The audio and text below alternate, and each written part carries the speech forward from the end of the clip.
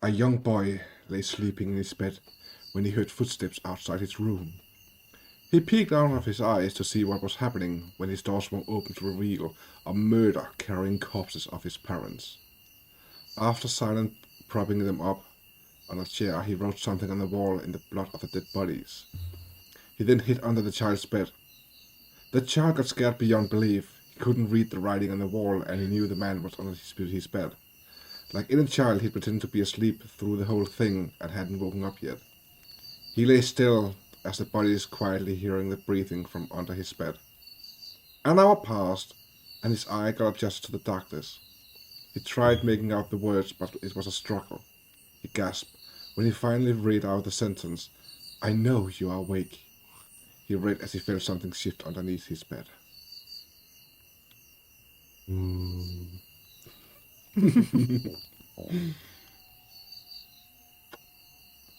can go ahead, Delaney. Okay, this one is a bit of a longer one. It's fine.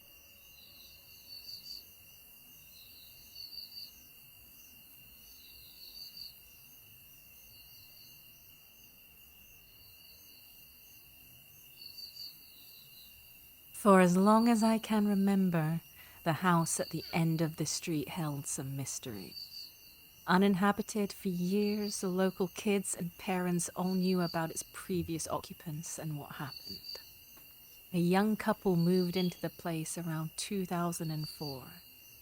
The young wife was upstairs one day when the husband rang the doorbell for some assistance carrying some boxes inside the front door. His wife said coming, but then proceeded to take a tumble down the staircase and broke her neck upon hitting the front door, which was at the base of the stairs, dying instantly. The noise alarmed the husband, who dropped the boxes, and the rest is history. The husband was heartbroken and never spent another night there, leaving some things behind inside the house.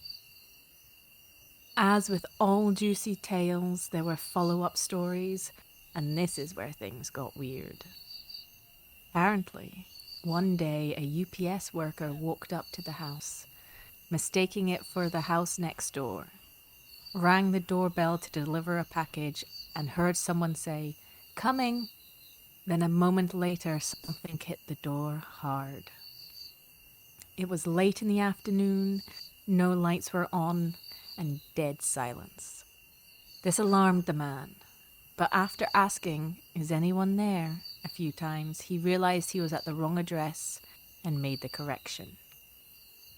He told the neighbor, the real recipient of the package, about what had happened and was genuinely shocked when he learned that nobody actually lived there anymore.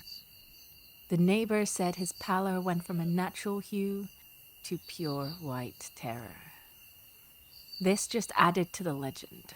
Around Halloween each year, we would have these contests to see who could ring the doorbell, stand there for 2 minutes without getting scared or running away.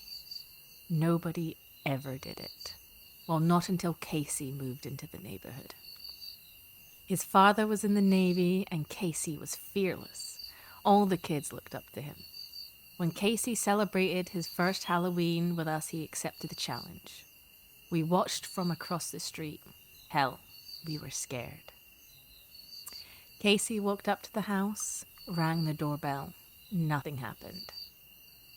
But then he reached for the doorknob and walked, surprising all of us. "Is he crazy, dude?" I shouted. Casey was now inside the weirdo house. It was dark, but we could see him with his flashlight in the rooms on the second floor. The rest of us looked at each other and said, "Let's do it," and ran across the street to join Casey. We get to the house, and right as we open the door, Casey comes stumbling down the stairs and would have hit the door if we weren't standing there holding it open. We picked him up and said, "What the hell happened?" I rang the bell. Someone said, "Come in," so I did, he replied, "but you fell." Something pushed me, but nobody was up there at all, not a soul. Ooh. Ooh.